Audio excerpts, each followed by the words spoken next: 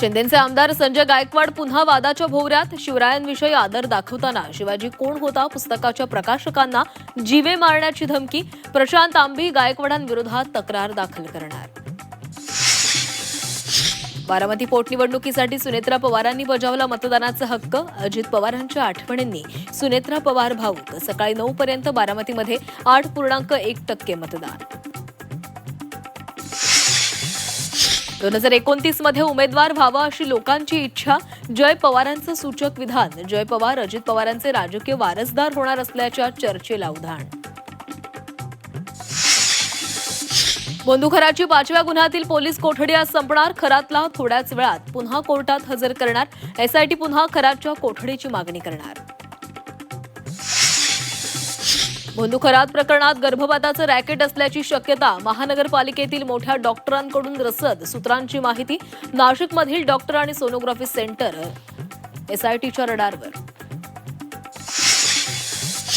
सप्तशृंग गडावर मंदिराच्या नक्षीकामात 22 किलो चांदीची तफावत. चांदीचा अपहार झाल्याचा संशय. विभागीय आयुक्तांकडून चौकशीचे आदेश. लग्नासाठी अल्पवयीन मुलीचं अपहरण. हातपाय बांधून मुलीला शाळेमध्ये डांबून ठेवलं.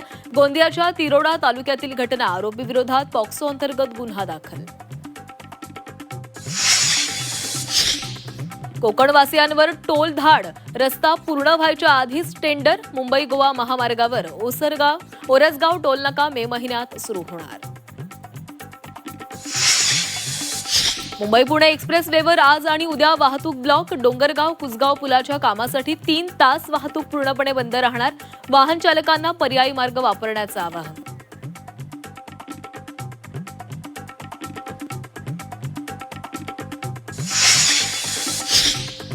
आंब्यानं भरलेल्या वाहनाचा अपघात. आंबे पळवण्यासाठी नागरिकांची झुंबड. मदत करण्याऐवजी आंब्यांवर ताव.